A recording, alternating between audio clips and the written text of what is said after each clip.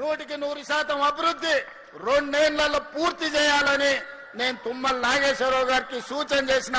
తుమ్మల గారికి వేదిక మీద నుంచి నేను మాట ఇస్తున్నా, మీకు నిధులకు ఒక్క రోజు కూడా ఆలస్యం చేయకుండా 2400 కోట్ల రూపాయలు మీకు గ్రీన్ ఛానల్లో మీకు విడుదల చేయించే పూచి నాది.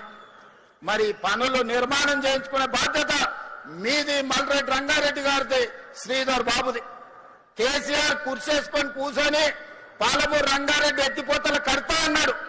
కానీ ఎన్నికైన తర్వాత మందేసుకొని ఫామ్ హౌస్ లో వండుకున్నాడు. ఆయన లాక కాకుండా తుమ్మల నాగేశ్వరరావు గారికి, శ్రీధర్ బాబు గారికి మీరీడ కుర్చేసుకొని కూర్చొని ఈ ఫ్రూట్ మార్కెట్ ను డిసెంబర్ లో పనులు ప్రారంభించే విధంగా మీరు అభివృద్ధి కోసం రోజుకి 24 గంటలు పనులు చేయించండి. మీకు అవసరమైన నిధులను ఏర్పాటు చేసే బాధ్యత నేను తీసుకుంటా. అదేవిధంగా ఈనాడు రిజిస్ట్రేషన్ ఆఫీసులు కోట్ల రూపాయల భూముల లావాదేవీలు జరుగుతున్నాయి. ఒక్కొక్క డాక్యుమెంట్ కు 1 కోటి 2 కోట్లు ఈ రోజు రిజిస్ట్రేషన్ ఛార్జెస్ కడుతున్నారు. కానీ సబ్ రిజిస్ట్రార్ ఆఫీస్కి పోతే కూర్చోనికే కూర్చుంటుందా ఒకసారి ఆలోచన చేయండి. గంటల కొద్దీ నిలబడితే కూర్చోవడానికి కుర్చీ ఉండదు. వయసు మీద పడ్డ వాళ్ళు బాత్రూమ్కి వెళ్దామంటే అక్కడ బాత్రూమ్ ఉండదు. ఆకలి ఛాయ్లో బిస్కెట్ తినాలంటే అక్కడ క్యాంటీన్ ఉండదు.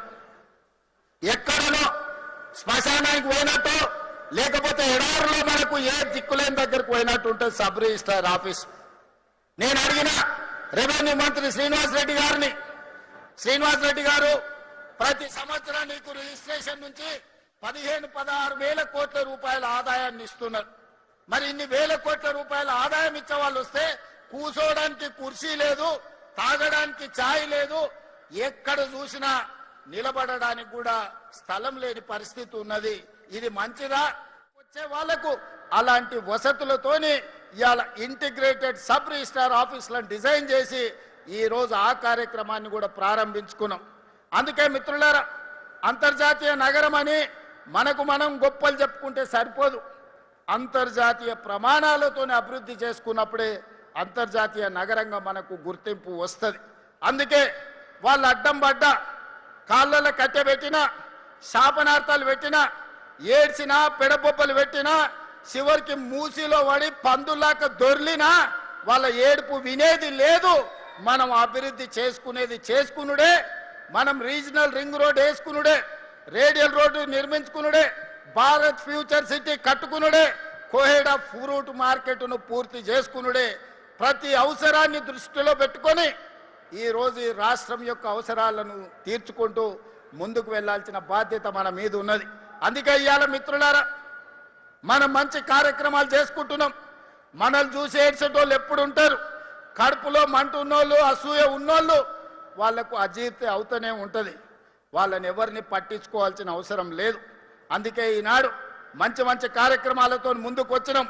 వ్యవసాయాన్ని ఒకనాడు దండుగంటే వ్యవసాయాన్ని పండుగ చేసినాం. ఒకనాడు ఒరేసుకుంటే ఉరేసుకున్నట్టే అంటే ఈ రోజు ఒరేసుకున్న వాళ్లకు కనీసం మద్దతు ధరనే కాదు 500 రూపాయల బోనస్ ఇచ్చి దేశంలోనే అత్యధికంగా ఈ రబీ సీజన్ లో 1,41,000 మెట్రిక్ టన్నుల వరి ఉత్పత్తి చేసి దేశానికి ఆదర్శంగా నిలబడ్డాం. భారతదేశంలో ఉత్పత్తిలో 60% ఒక్క తెలంగాణ రాష్ట్రం నుంచే ఉత్పత్తి చేసి మన రైతుల యొక్క సత్తా చూపినాం. ఆ ఎల్ల ఏ ఊర్లో ఏ రైతు వడ్లు పండించినా ఇవి కాళేశ్వరం నీలే అని కూలేశ్వరరావు చెప్పేటోడు. మరి ఇలా కాళేశ్వరం కూలేశ్వరం అయిపోయి 3 ఏళ్ళు అయి ఇన్నాళ్ళు వాళ్ళు చెప్పింది అబద్ధమా కాదా ఒక్కసారి ఆలోచన చేయండి. 3 ఏళ్లలో 1,00,000 కోట్లు పెట్టి వాళ్ళే కట్టిండ్రు, వాళ్ళ కళ్ళ ముందరనే కూలిపోయింది. 1,00,000 కోట్ల రూపాయలు గోదావరిలో కొట్టుకుపోయినాయి. 1,00,000 కోట్ల ప్రజల సొమ్మును గోదావరిలో కలిపినోని అదే గోదావరిలో వాళ్ళకి తద్దినం పెట్టాల్సిన అవసరం ఉందా లేదా ఒక్కసారి ఆలోచన చేయండి. నిన్నమనైనా తాటి చెట్టు లెక్క పెరిగిండు. ఎందుకంటే మనకు ఈ ప్రాంతంలో నల్గొండల, భువనగిరిలా లేకపోతే ఇబ్రాహీంపట్నంలో తాటి చెట్లు ఎక్కువ ఉంటాయి. తాటి చెట్టు ఇట్లా పెరుగుతుంది. తాటి చెట్టు ఎంత పెరిగితే తెలివి ఎక్కువ ఉన్నదని ఆయన అనుకుంటుండు. ప్రాజెక్టులు ఎట్లా కట్టాలనో, లిఫ్టులు ఎట్లా మెయింటైన్ చేయాలనో ఆయన మనకు లెటర్లు రాస్తారు. నీ ముఖం 10 ఏళ్ళు నువ్వు అట్లా ఏడ్చినందుకే అది కాళేశ్వరం కాస్త కూలేశ్వరమైంది. నీ సలహాలు తీసుకుంటే ఇల్లు వీకి పందిరేసుకున్నట్టే ఉంటుంది. వెనకటికెవడో చదువుకోక ముందు కాకరకాయ అన్నాడంట. ఈయనలాకటోడు తాటి చెట్టు అంత ఉన్నోడు చదువుకున్నాక ఇది కాకరకాయ కాదు కీకరకాయ అని చెప్పిండంట. తెలివి ఎక్కువై ఇవాళ హరీష్ రావు గారి సూచనలు కూడా గట్లనే ఉన్నాయి మనకు. అందుకే అయ్యా